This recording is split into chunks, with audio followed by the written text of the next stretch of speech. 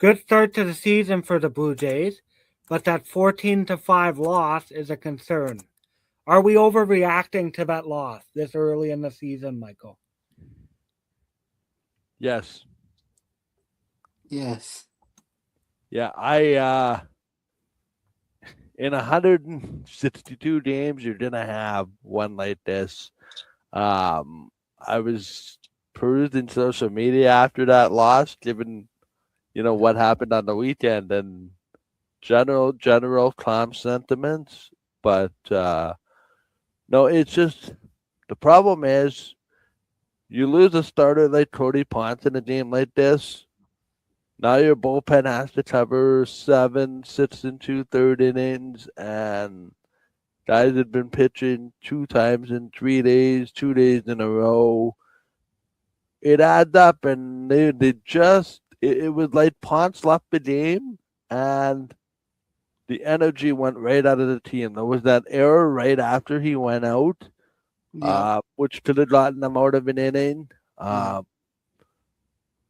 The at bats weren't particularly good, um, but I don't worry about it over the course of 162 games. Yeah, how about you, Jordan? I don't worry about it at all. I'm really enjoying the Blue Jays season so far. This is my first kind of season, like fully investing, and I'm liking it so far. I felt I felt bad for the bullpen because your bullpen isn't supposed to pitch that much.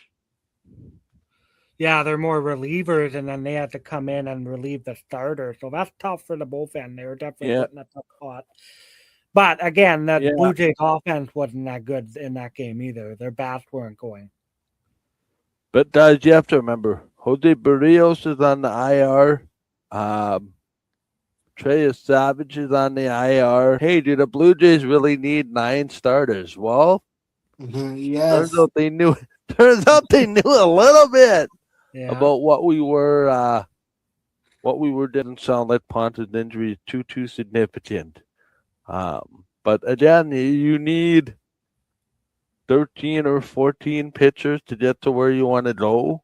Yeah. Um, an opening day roster is just an opening day roster. And listen, if I could have Barrios and Trey Savage and whoever else is injured at the beginning of the year to if you would ask me if I would rather have them available today, in the last day of March or on September 15th, somewhat fresh when you're pushing for an American League championship, regular season championship, and you're in the meat grinder of the divisional games. I'm pretty sure I'd rather have Trey starting game one of the playoffs than Yeah. game number 4 of the regular season. Yeah, for Yeah. sure. Yeah. And now we'll go back to that opening game. Blue Jays won 3-2. Kevin Godman had 11 strikeouts in that game. And Dominguez hit a walk-off. Pitching and clutch hitting won them the game. What were your guys' thoughts on the opening game for the Blue Jays? The strikeouts. The Yeah. strikeouts. I think they had first two games were double digit strikeouts. The third game was a 9 me, and then just their defense. Like it seemed to me like they picked up right where they left off. Yeah, they almost lost that game on Saturday, but in typical Blue Jay fashion, just said, you know what? Hey, we're gonna be there at the end, and just to see the bottom of the lineup producing the way it was on the weekend for me was plus side, and Kaz Okamoto now 2 home runs, back to back games.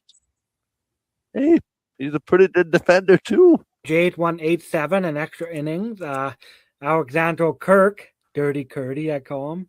He hit a game-tying home run in the 9th, and the Jays walked it off in the 11th. How about a couple walk-offs to begin the season? That's quite the drama. What do you think Yeah. about that, Jordan? Yeah, it's been good games to watch. Um, they're definitely a fighting. Like they don't give up. that was the thing last year, and I think it's part of their DNA this year. Yeah, so I'll ask this. So the Blue Jays are 3-1 to start the season. What has stood out to you most so far for the first couple games of the season?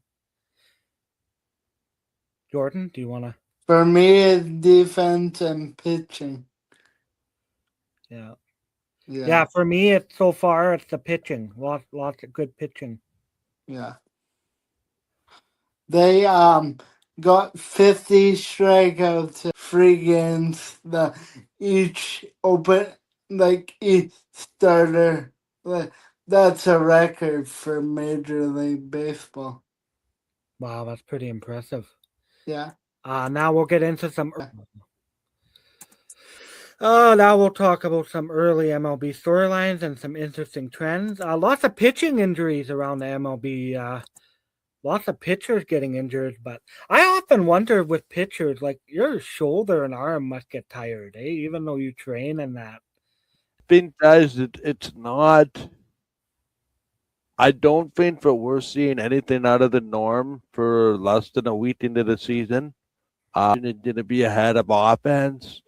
I think it totally correlates with the weather.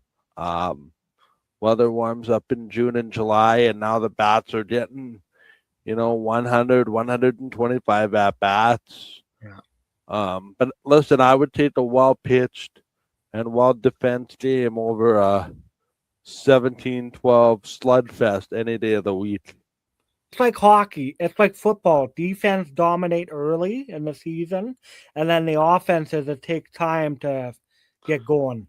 What are your thoughts on that, Jordan?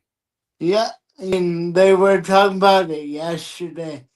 That maybe they should go back to the old rule of having 13 pitchers on the roster, because then it would limit them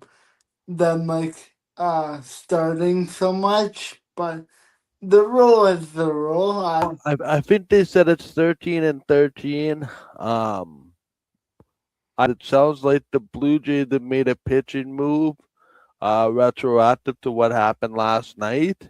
Obviously, was the pitching a little bit short circuited with the overused bullpen, arms having to go in and out. I hate to say it, but we're getting to a point where pitchers are deemed as expendable. But it's. I almost wonder if the season is too long and you're putting too much pressure on players too early in the season. Now, I hear that group of people screaming at me going, well, these are millionaires. They should be able to just perform. I know. But when your arm gets constantly used and used and used and used in life, there's gonna be wear and tear. I would be willing to sit here and tell you that the Blue Jays will probably use 30 or 40 pitchers by the time the season comes to an end. That's just the way the game is being played now. This era of starters going 7 and 8 innings, and guys, I grew up in an era where pitchers like Roy Halladay and Andy Pettit and Mike Mussina were pitching for the Blue Jays and the Yankees respectively, and it was the expectation they would go 7 innings every single start. Guys, the new normal is the starter win 5. That's just the way it is. It's you go 5 innings and then the starter goes 5 and then you get 3 or 4 relievers and you bring this thing to the end in the 9th inning. I think that's also a consequence of the extra inning rule. Now you put that runner on second base in the 10th inning. Yeah. You're not worrying about a 15-inning game anymore. So it's okay to bring in a reliever in the 6th inning. And I think baseball is moving into a spot where it's sort of hybrid, right? You have your closer who plays, 95% of their games in the 9th inning. It's a shame for baseball, but pitchers are just the byproduct of stress. That's a lot of innings for pitchers to have to cover. I just wish there was something that could be done to bring starters into the game longer.